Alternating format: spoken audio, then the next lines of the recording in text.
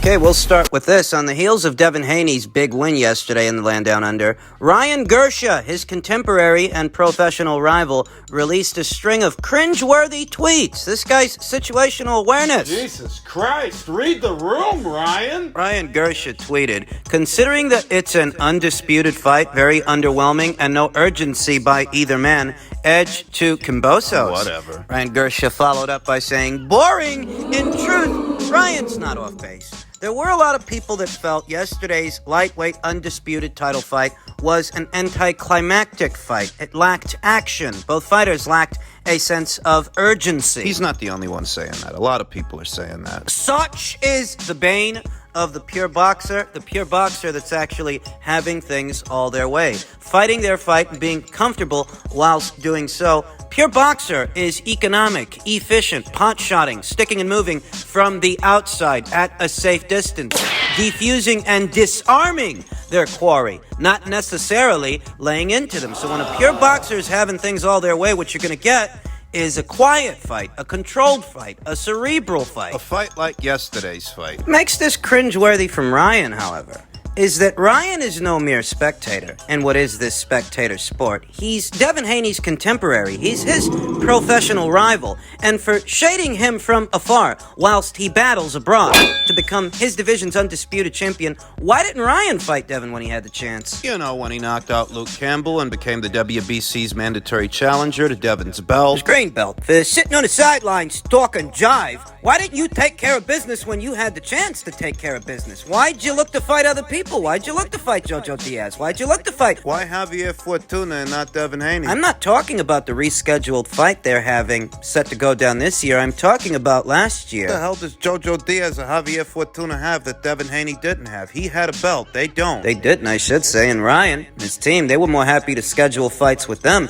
as opposed to Devin when he could have fought Devin whenever the fuck he wanted to fight Devin. So I guess if he didn't end up fighting Devin, it's because he didn't want to. He'd rather shade Devin whilst sitting on the sidelines than share the ring with him. He added, congrats to Haney, but it was definitely just a bland fight. Anyways, I'll just say, you know who I want after Fortunia. Let them have their rematch, LOL, absolutely NyQuil type of performance. Because Ryan Garcia versus Emmanuel Tagoe was a barn burner. You know that Ryan was in action not that long ago against Ghana's own Emmanuel Tagoe, and that fight wasn't any more a barn burner than this one was. Ryan Garcia, did you see it? Haplessly chasing Emmanuel Tagoe around the ring, trying to land a power shot but falling short. Yeah, yesterday's fight wasn't a barn burner, but neither was Ryan's last fight earlier this year. It didn't end in a highlight reel knockout. It wasn't an exciting fight to watch, and this is what I mean when I say that Ryan doesn't know how to read the room and he has no situational awareness, because he's not just some guy talking about a fight that he's watching.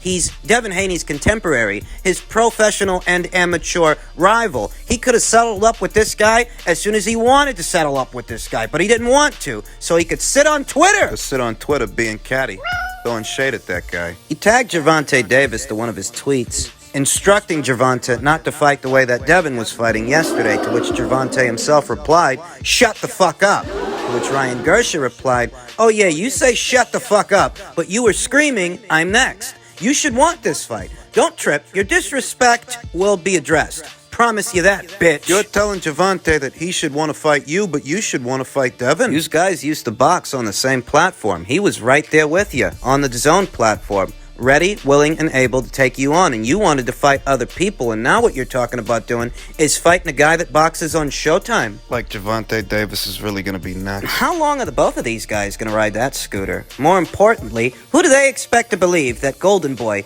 is going to send Ryan over to Showtime? Or you see how the people at Golden Boy pulled Munguia out of that Charlo fight? It was supposed to go down on Showtime, and you think they're going to let Ryan Garcia go over there? You think they're going to make a fight with them? No, they're not. And the people at Showtime, Mayweather Promotions, they're not going to send Gervonta Davis to DAZN. These guys are pretending they're going to fight each other, and they've been doing this for a while now. I won't lie to you. If they were to fight, the fight would do good business, even without a full-fledged world title, without an alphabet title or titles. They could make a lot of money if they actually get a fight between them over the line. But they're not about to do that. You really think that Ryan's next fight after Fortuna is Gervonta Davis? Wake up and smell the coffee, sweetheart. They're not about to fight. The people at Golden Boy Promotions just renewed their contract with the people over there at DAZN. It's a multi-year deal. And Ryan Garcia is very much a part of Golden Boy Promotions' bottom line. They're not going to risk him losing his now. You know what they're going to do? They're going to sit around fighting other people. They're not going to fight Gervonta Davis. And it's a two-way street.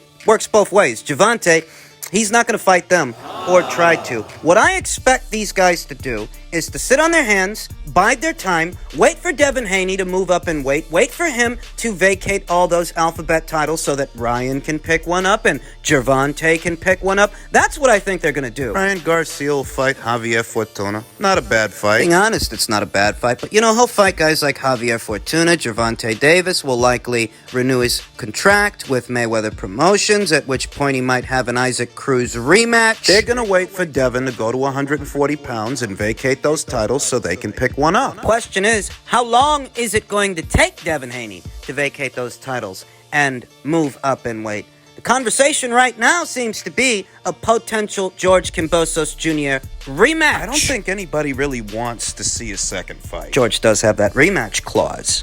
And the story is, per a tweet from Michael Benson, that George Kambosos has already stated he intends to activate his rematch clause to fight Devin Haney again in Australia later this year. We've known that there was a rematch clause in association with this fight for a long time. And George Kambosos Jr. may be saying this now. You can control certain elements. When the fight's being negotiated, you can control certain elements in association with the match. And in association with the contract. But what you can't control is fan interest. Do you think you can get 30,000 or 40,000 or however many people it was? Do you think you could get that many people? Do you think a rematch between Devin and George in Australia at that same Marvel Stadium, do you think it does the same business? Because I don't. And all those people showed up to support the hometown fighter, the hometown hero. They showed up to support George. George got outclassed. I don't think you can convince that many people that the second fight would somehow go differently, that George can get it together and do in the second fight what he didn't in the first when he was so thoroughly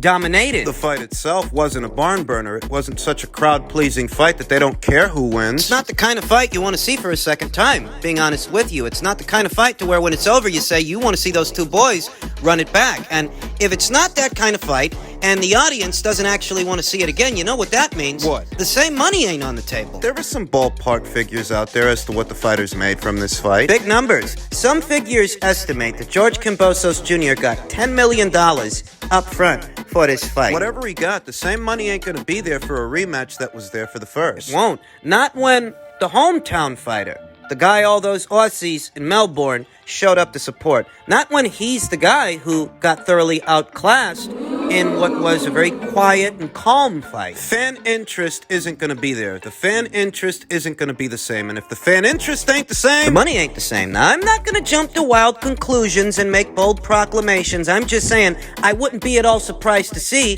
that the rematch doesn't happen. That George, he takes a load off, decides to go spend some of that money he just made. Maybe he has some unprotected sex with the wife. She pushes out a couple of kids. Yeah, he can afford it. That's what Caleb Plant did after the Canelo Alvarez fight, the Canelo Alvarez knockout, I should say, where Caleb Plant got knocked out. Shortly after that, he put a bun in the oven with the missus. Bob Arum doesn't seem too crazy about a rematch. Post-fight, the veteran Hall of Fame promoter was heard harping about the evils of rematch clauses in the sport of boxing. Bob Arum was quoted as saying, I think that rematch clauses are bad for boxing. I understand why fighters and promoters want them. It's a business, but it's bad for the sport. In this situation, it is because here you have George Kambosos Jr. with the legal liberty, the legal right, to exercise his rematch clause for a second fight with Devin Haney, a second fight that a lot of fight fans don't want to see. And if fight fans don't want to see it, where does the money come from? The money at the box office, the money at the gate, the money to pay the fighters. If you're George Kambosos Jr. and you find out that the money for a Devin Haney rematch ain't going to be the same as what you got for the first fight, do you still go through with the second? Do you still go through with the second fight if the money ain't the same? Well, he might. George has his pride, doesn't he? All right, then I'm going to restructure the question. If you're Lou DeBellia and you know that you and your fighter don't stand to make in a second fight what you just made in the first, Do you pursue the rematch? Do you go through with it when you know you're likely going to lose the second fight the same way you lost the first, except this time it won't be for as much money? I don't want to tell you here and now that there won't be a rematch. I'm just saying I wouldn't be surprised if they can that idea.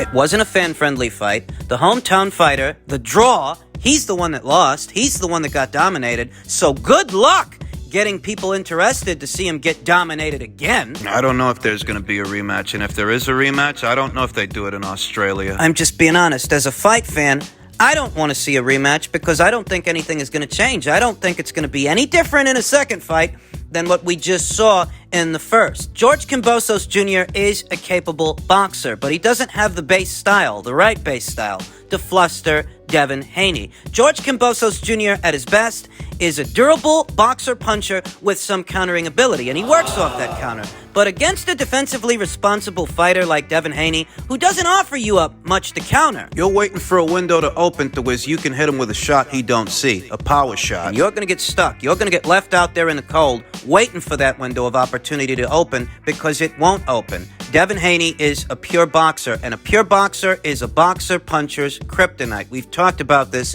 many times here on the channel. You know what Bob Arum wants to do? Bob Arum has declared that he'd like to make Devin Haney versus Vasyl Lomachenko for Devin Haney's undisputed WBA, WBC, IBF, and WBO lightweight world titles. That is a genuine possibility because... Look, personally, I think Devin should probably move up in weight. Because this looks to have been a hard cut for Devin Haney. Making 135 pounds for this fight, his eyes and his face was gaunt and sunken in. Devin is only 23 years old. That means his body is still growing. And it's possible that even though he won yesterday, he has outgrown the lightweight division. The longer he tries to make that weight, the more difficult it will become.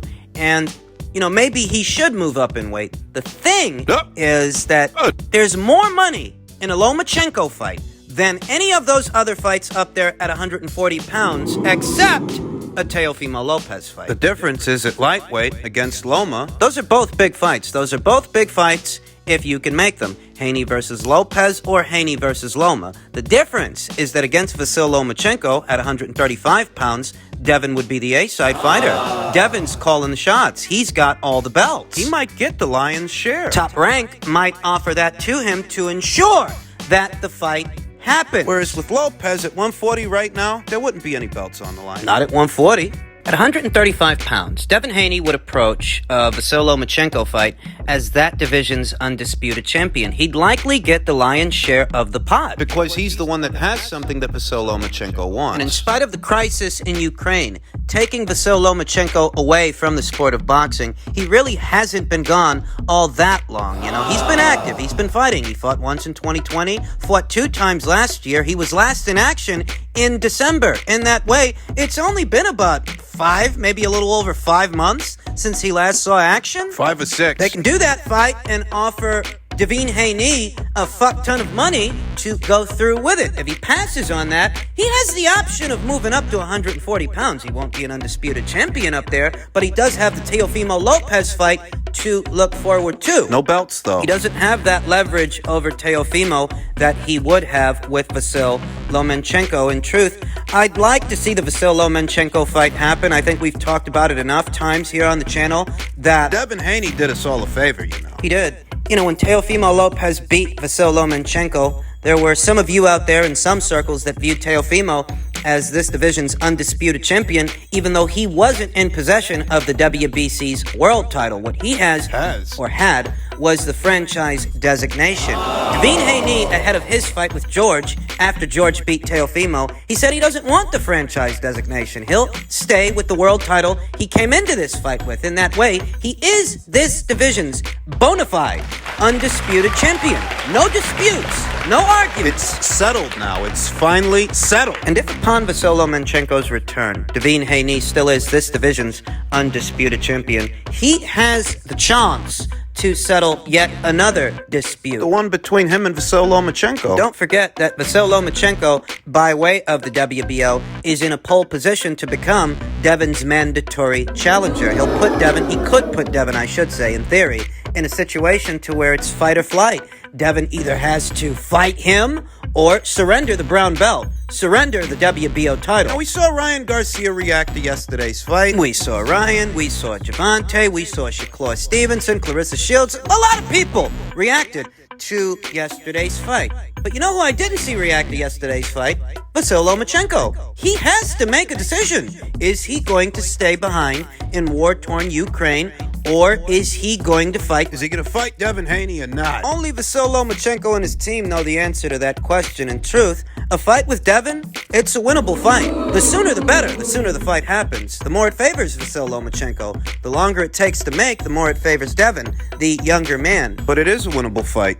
Vasily Lomachenko ain't George Kambosos. He's not. He's not as limited. You won't disarm Vasyl Lomachenko as easily as you disarmed George Kambosos Jr. It's a very different fight because he is a very different fighter with very different characteristics than a George Kambosos Jr. I'd wager Vasyl Lomachenko is a harder puncher than that guy is. He's faster, more fleet of foot. More hand speed, more foot speed, more angles. Don't forget that he's a southpaw and how those southpaws can be tricky. They can trouble orthodox fighters, jabbers in particular. The southpaw jab coming over the top of the orthodox jab. Lead, foot advantage, all that jazz, and how Devin, in spite of being a very polished boxer, I still think he doesn't take the best punch, and he is outgrowing the lightweight division. His punch resistance suffers for it. It's a very intriguing fucking fight. And if you're a fight fan, there's no reason you shouldn't want to see it. Why wouldn't you want to see Devin Haney and Vasyl Lomachenko finally settle the score, settle up with each other? Bob Arum says he wants to make it. And Vasyl Lomachenko is already in line by way of the WBO. Bob's always had a way with them. He's always had a way with the WBO. I don't know if this fight is going to happen, but I would like to see it happen. And if, for some reason, it doesn't, Devin decides he's going to move up in weight now, go up to 140 pounds, well, at least we have a potential Teofimo Lopez fight to look forward to.